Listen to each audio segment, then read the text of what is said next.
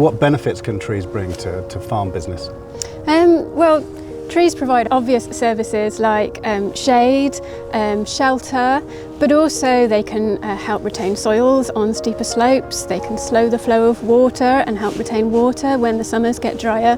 And if you think about the extremes of weather that we're getting now, those kind of shelter and shade and protective opportunities that trees provide become increasingly important into the future. Hello, I'm Will Macefield. I'm the Severn Treescapes Project Manager for Gloucestershire Wildlife Trust. I'm Juliet Hines. I'm Head of Evidence here at Gloucestershire Wildlife Trust.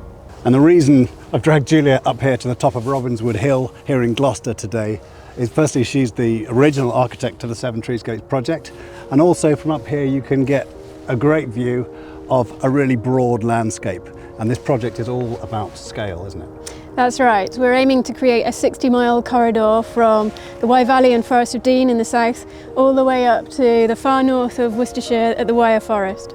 And that is really exciting for starters because we know we're in the middle of an ecological and a climate crisis. We can't afford to be anything but ambitious in our efforts to restore nature.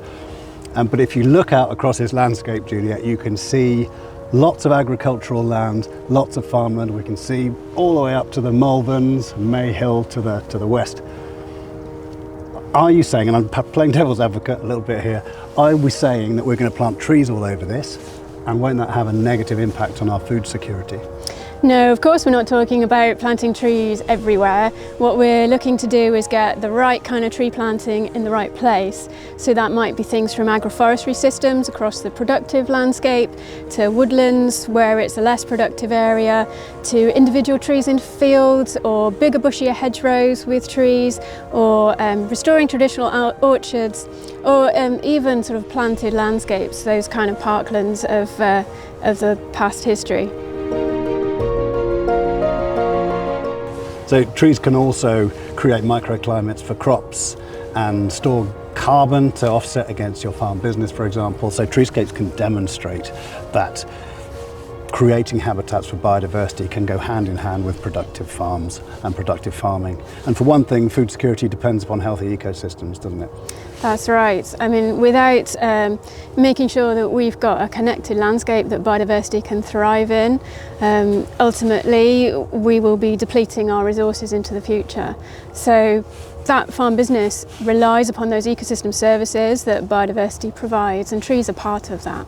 So you talked about connected landscapes. What does a connected landscape actually look like, and what sort of species can benefit from that? So we're looking at not a solid wall-to-wall woodland across a 60-mile corridor, but little patches of woodland interspersed with mosaics of grassland and scrub, traditional orchards, wood pasture, individual trees, bushy hedgerows. It's that mosaic that provides a structural complexity, lots of different spaces for lots of different species to live in.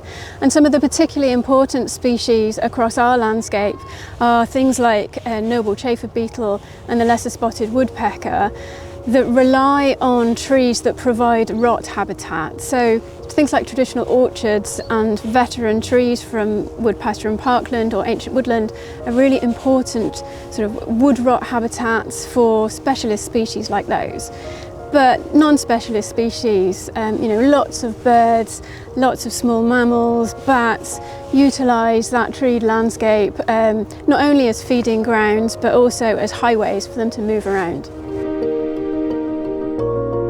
Yeah, and it's really exciting now to see that our advisors in all three counties in the programme of Gloucestershire, Herefordshire and Worcestershire are working with landowners to get trees into the ground or allow woodland to regenerate naturally. They're restoring traditional orchards and planting or gapping up hedgerows to connect woodland habitats. And they're not just working with landowners and communities, but using all sorts of funding sources. And we're working with all sorts of partners as well. And that collaborative effort seems very important. It is. I mean, it's such a big landscape to work across that there's no way we could do this totally on our own. I mean, we are coming together as the three wildlife trusts, but there's so many other organisations that understand the importance of woodland and are able to help us deliver the kind of impact that we want to see across this scale of landscape.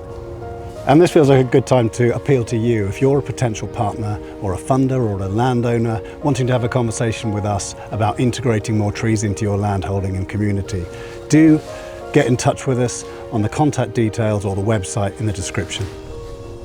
And we're 2 years in, but to be honest, this is still only the beginning. To create a corridor across such a large landscape, it's going to take a long time. So let's keep going.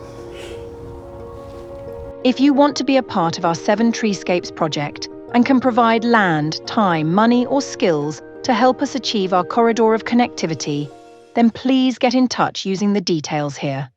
We really can't do it without you.